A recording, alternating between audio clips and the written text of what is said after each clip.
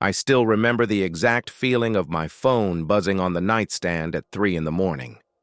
That half-asleep state where you're not sure if you're dreaming or awake.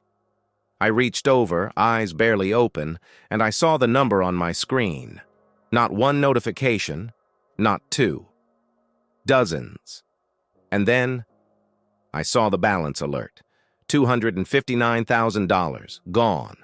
And underneath all of it, one message in the family group chat from my cousin Marcus. Relax, guys, it was just a joke. Nobody was supposed to actually use it.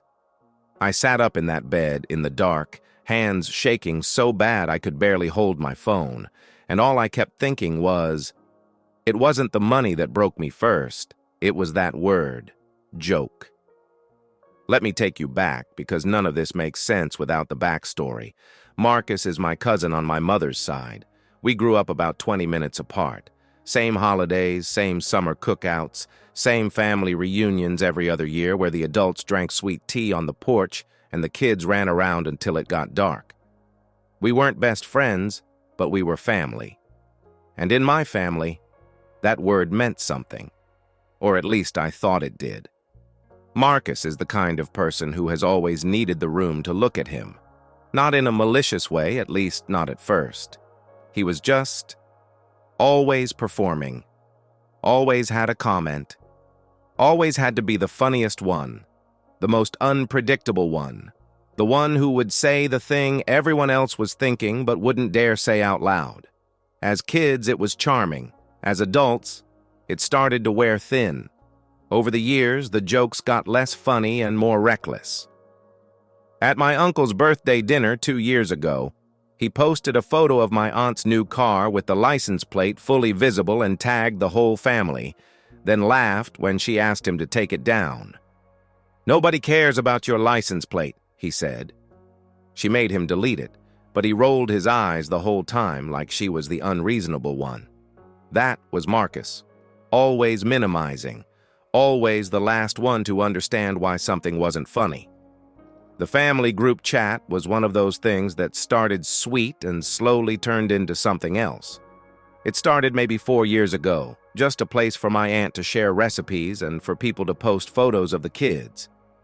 But over time, it became louder. Marcus turned it into his personal stage. Memes, jokes, call-outs, little roasts of family members. Most people played along. Some of us just muted it and checked it every few days. It had about 32 people in it. Cousins, aunts, uncles, a few spouses. A normal family group chat, except when Marcus got bored, which was often. Now here's the part I need you to understand, because I know what some people think when they hear someone lost $259,000 in a night. They think, why did you have that much accessible? Was it careless? Was it negligence? And I want to be honest with you, because this story doesn't work if I'm not honest. For the past 6 years, I had been running a small logistics and supply coordination business. Just me and 2 contractors at first. Then it grew. I was never flashy about it. I didn't talk about money at family events. I drove a sensible car. I lived in a modest house in a quiet neighborhood. But the business did well. And a big part of why it did well was because I managed cash flow carefully. The credit card that was exposed that night was a business credit card connected to a revolving line of credit I had established through my bank after years of on-time payments and strong revenue. The limit was high because the business needed it to be. We had contracts that sometimes required significant upfront purchasing. The card was meant for vendor payments, material orders, operating costs. It sat in my wallet and I used it responsibly. I had never, not once, shared those details with anyone who didn't need them. Not my girlfriend, not my business partner, nobody in my family. Because I understood, even if nobody else in that group chat did, that financial information is not entertainment. The night it happened, I hadn't been on the group chat in a few days. I was tired after a long week. I remember eating dinner, watching something low stakes on television, and going to bed early. My phone was charging on the nightstand. I was asleep by 10. What I didn't know was that sometime around 9:45 that night, Marcus had posted a photo in the family group chat. It was a screenshot. He had somehow gotten a photo of my wallet, possibly from a video I'd been in at a family gathering a few weeks earlier where my wallet was visible on the table. I still don't know the full story of how he got the image. But he had cropped it, enhanced it, and posted a clear picture of my business credit card. Both sides, full card number, expiration date, security code. The caption he wrote was, and I'm keeping it exactly how he wrote it. Found somebody's wallet information LMAO who wants to go shopping. And then a bunch of laughing emojis. The laughing emojis came from family members within minutes, cousins, a few of the younger ones. Someone wrote, "Send me the limit." Someone else wrote, "Marcus is wild." My aunt, his own mother, sent a laughing face. Nobody said stop. Nobody said take it down. Nobody thought about what a group chat of 32 people actually means in terms of exposure. Some of those people had their notifications shared publicly. Some of those family members had spouses or friends looking over their shoulders. A group chat is not a private room. It never was. I was asleep for all of this. By the time Marcus wrote, "Relax, guys, it was just a joke. Nobody was supposed to actually use it," it had already been live in that chat for almost 40 minutes. My phone woke me at 3 in the morning. The first alert was a fraud notification from my bank. I opened it half asleep, expecting to dismiss it and go back to sleep. But the number didn't make sense. Then another alert. Then another. I sat up. I opened my banking app, and the screen just sat there loading for a second, the way it does when something has changed significantly in your account. The available balance was not what it should have been. I stared at it. I closed the app. I opened it again. Same number. I remember the specific feeling of my body going cold. Not panic yet, not anger yet, just a kind of deep, spreading stillness, like the moment after a car accident when you're still trying to understand what your eyes are telling you. $259,000 in charges, withdrawals, and transactions that had processed or were processing overnight. Some from vendors I had never heard of, some from international payment processors, some from accounts I couldn't identify. It had happened in waves, across multiple hours, spread across different transaction types in a way that made it clear this wasn't one person. This was the card number circulating. I called the bank emergency line. I was on hold for 11 minutes. I know because I watched the timer on my phone. 11 minutes standing in my kitchen at 3 in the morning in the dark, not turning the lights on, just standing there. When the representative answered, I could barely explain the situation clearly because my voice was doing something I didn't recognize. Somewhere between flat and broken. She flagged the account and told me to come into a branch when they opened. And then I opened the family group chat. And I read it from the beginning. Every laughing emoji, every joke, Marcus's caption. And then I found the original photo. Still there. Still visible to all 32 people. Posted almost 6 hours earlier. I put my phone face down on the counter, and I didn't pick it up again for a long time. If you've been following stories like this, and you feel something when you hear about real people navigating real consequences, you can like and subscribe. It genuinely helps these stories reach people who need to hear them. Now, let me keep going. I called Marcus at 7 in the morning. I had maybe 2 hours of broken sleep by then. He picked up on the third ring, and I could tell he'd been asleep. His voice was lazy, unconcerned. I told him what had happened. I told him the number, $259,000. There was a pause, and then he said, "That's not possible." I told him it was not only possible, it had happened. He went quiet for a moment, and then his tone shifted into something I can only describe as defensive confused, like someone who broke something and is already calculating whether they can blame the shelf. He said he didn't think anyone would actually use it. He said it was just a joke for the family. He said, and I want you to hear this clearly, that's not really my fault. I didn't steal anything. I hung up. Within an hour, the group chat was moving. Someone had apparently told some of the family what happened. Responses were, not what I expected. A few people expressed genuine shock. 2 cousins reached out privately to say they were sorry, but others took a different turn. One of Marcus's brothers wrote in the chat that I was overreacting and that I should have had better security on my accounts. An older aunt sent me a private message suggesting I shouldn't make a big thing of this because it would hurt Marcus's reputation. His mother, the same woman who sent the laughing emoji the night before, called my mother to explain that Marcus didn't mean any harm and that family should handle things quietly. And that's when I understood something I probably should have understood years ago. Some families protect people from consequences, not because they're bad people, but because accountability feels like an attack, and they've always confused the two. I walked into the bank branch when it opened at 9. I asked to speak with someone in the fraud department specifically. The representative who met with me was calm and professional, which I was grateful for, because I was neither of those things. She pulled up my account, and I watched her expression shift slightly as she looked at the transactions. Not dramatically. Just a small tightening around the eyes that told me she had seen damage, but this was notable damage. She asked me when I first became aware of the exposure. I told her. She asked if I had shared the card information voluntarily with anyone.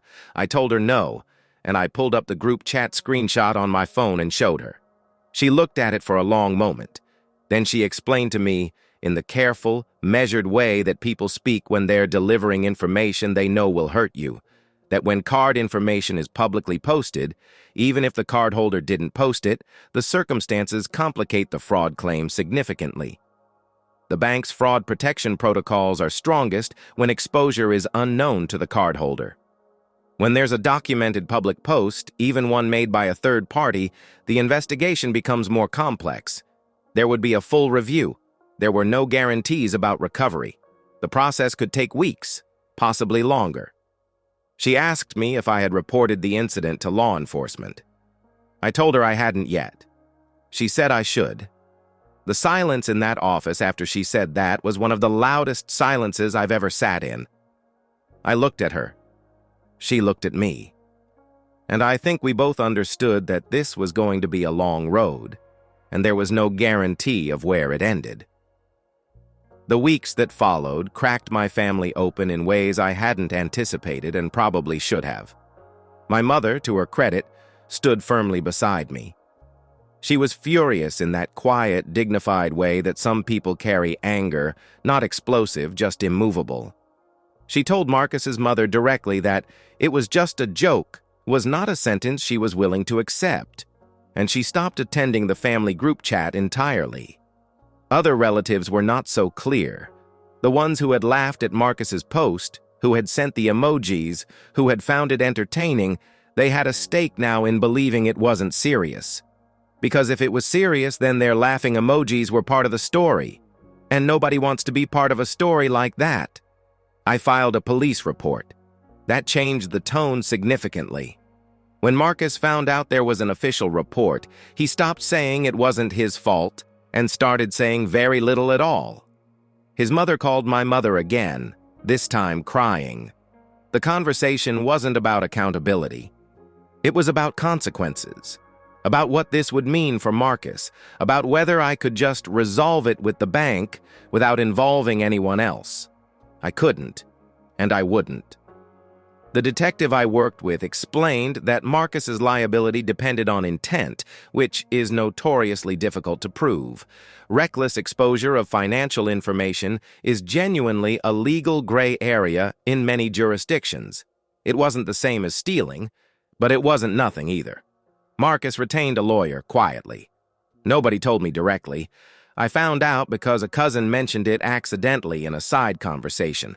The family gatherings, the ones that used to just feel warm and slightly too loud and full of the particular comfort of people who've known you your whole life, they stopped feeling that way. Thanksgiving that year had 17 people instead of the usual 40-something. People chose sides by choosing where to show up. I won't pretend that didn't hurt. It hurt differently than the money. The money was terrifying and concrete and fixable in ways I would eventually understand. But the feeling of sitting at a table and knowing that people you grew up with decided that protecting someone from accountability mattered more than what happened to you, that's a different kind of loss. After a nearly 4-month investigation, the bank recovered approximately $180,000 of the $259,000. The remaining $79,000 was processed through international channels that were harder to claw back, and the recovery process stalled. My lawyer advised me on a civil claim against Marcus, and after a painful, expensive, and exhausting process, we reached a settlement.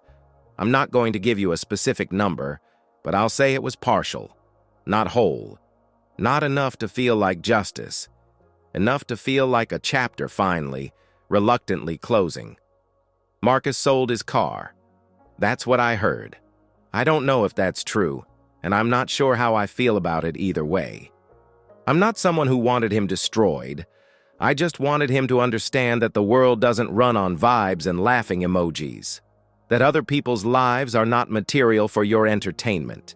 That a group chat is a public space, not a private one, and carelessness has weight. I don't know if he learned that. I know his mother still thinks I made too big a deal of it. What changed for me is this. I restructured my business accounts entirely. Separate cards, rotating numbers, two-factor authentication on everything. I removed myself from the family group chat, and I haven't gone back. I still see some family members individually. The ones who showed up, the ones who called, the ones who didn't make me feel like I was the problem for naming one. Those relationships are quieter now, more deliberate, and honestly, more real. I think about trust differently, not cynically. I don't walk around assuming the worst of people. But I understand now that some people in your life have never actually been tested by a moment that required them to choose between comfort and accountability. And you don't know which way they'll fall until the moment arrives. I loved my cousin. I still, somewhere in a complicated and distant way, probably do. But I love myself more than I used to. I understand now that protecting your peace and your finances and your emotional energy is not coldness. It's just wisdom that came at a high price. I think about that night sometimes. The dark kitchen.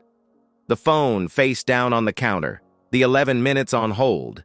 And I think about 32 people who saw those card details in a group chat, and not one of them, not a single one, said take it down. That's the part that stays with me, not just what Marcus did, but what 31 other people decided not to do. Digital carelessness isn't a small thing.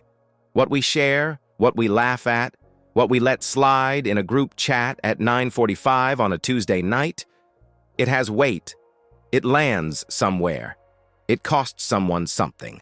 And sometimes that someone is a person who trusted you with the simple, ordinary fact of being family. If this story meant something to you, if it made you think about the information you share, the chats you're in, the jokes you let pass without comment, you can like and subscribe. It helps real stories like this one reach people who need to hear them. Thank you for listening all the way through. It means more than you know.